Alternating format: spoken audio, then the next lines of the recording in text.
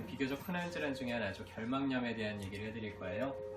한 번 정도씩은 경험해 보신 적 있을 거예요. 눈이 갑자기 빨갛게 충혈이 되더니 좀 따끔거리고 눈이 부시기도 하고 좀 가렵기도 하고 여러 가지 이제 증상들을 나타내는데요.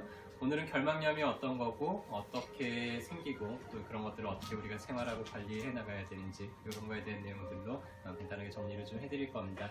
일단은 결막이 어딘지를 알아야 되죠. 결막 어디죠?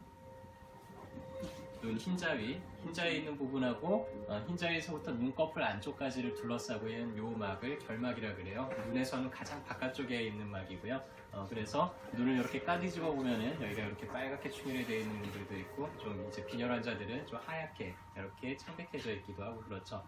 그래서 이 결막에 염증이 생겨 있는 질환을 결막염이라고 하고요. 종류는 상당히 많아요.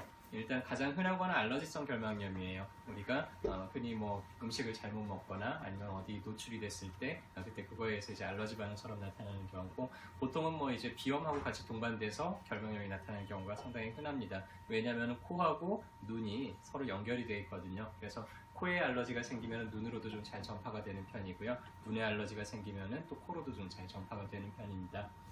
그 다음으로는 이제 자극성 결막염이라고 하는 게 있어요. 눈에 직접 뭐가 닿아서, 흔하게는 이제 렌즈 같은 거죠.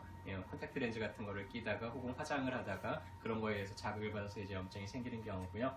일단은 이물질이 제거가 되면은 염증은 또 빨리 가라앉는 그런 편입니다.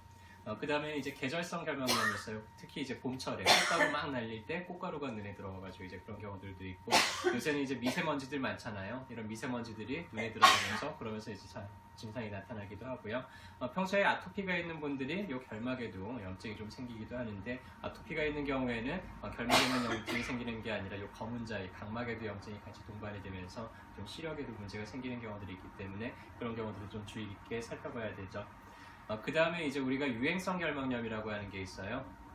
해서 뭐 어디 수영장 갔다가 이렇게 눈이 충혈이 돼가지고 온다든지 사람 많은 데 갔다가 이제 오게 되는데, 바이러스나 세균에 의해서 감염이 된 경우들이에요. 그런 경우들은 증상이 훨씬 좀 심하게 나타나죠. 일단은 유행성 결막염은 크게 두 가지예요. 바이러스에 의해서 생기거나 우리가 아데노바이러스라고 하는 거고요.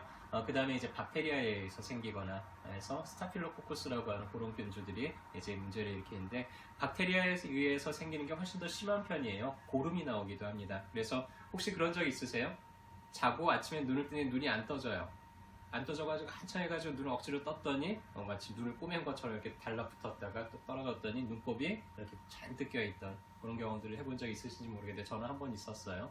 저도 아침에 눈이 안 떠져서 깜짝 놀랐어요. 누가 자는 동안에 내 눈에다가 뭘 붙여놨나 싶고 그랬는데, 이런 식으로 상당히 좀 고름이나 녹이 많이 나오는 편이고요. 이 경우는 상당히 좀 세심하게 관리를 잘 해야 되고요. 바이러스성 결막염은 눈물이 상당히 많이 나요. 그리고 눈이 상당히 좀 따끔따끔하게 아픕니다. 그런 경우가 이제 바이러스성이고요. 그래서 유행성 결막염은 보통 감기처럼 한 2주 정도 사이에 전염성이 상당히 심해요.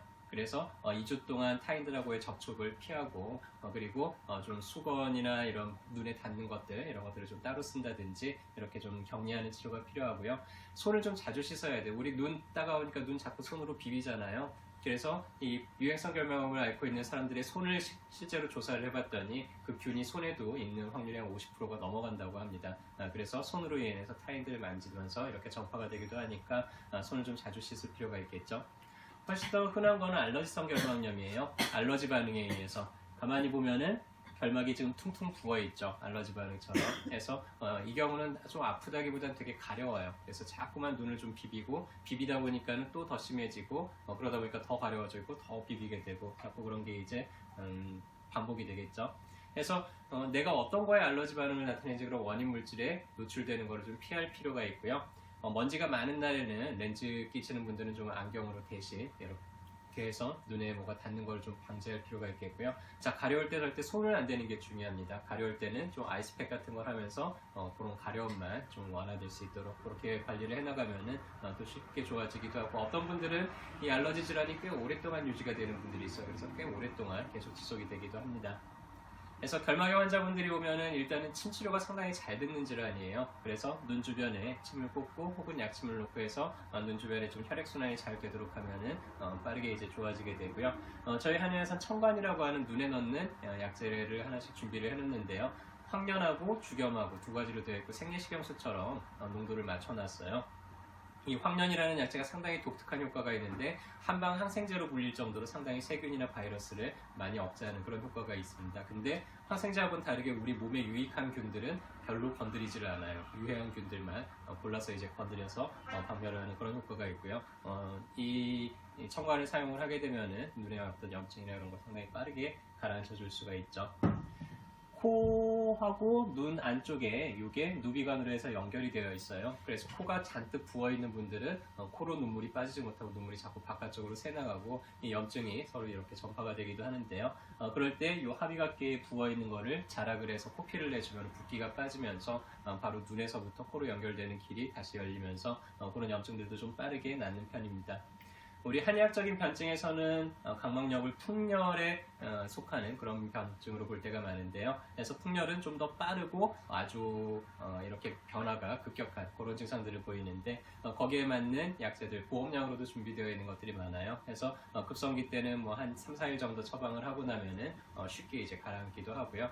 혹은 어떤 분들은 이 알러지성 질환으로 꽤 몇 달 동안 계속 고생하는 분들이 있는데 그럴 때는 이제 비염에 준해서 체력을 좀 올려주고 폐를 강화시켜주는 그런 처방들을 해주게 되면은 몇 달씩 됐던 것들도 좀 좋아질 수가 있습니다. 자, 해서 결막염에 대한 얘기를 해드렸고요. 아유, 눈이 충혈이 된데 이거 안과 가야 되나? 라고 생각하셨던 분들 중에서 이거 한의원에서도 치료가 되는구나 라고 생각을 하셨을 거예요. 그래서 평소에 좀 손 자주 씻고 내가 알러지에 노출되는 그런 환경들에서 좀 잘 피해 주시고요. 그렇게 했는데도 계속 눈이 충혈이 되고 따끔거려요. 그럴 때는 어디 가서 치료를 받으면 될까요?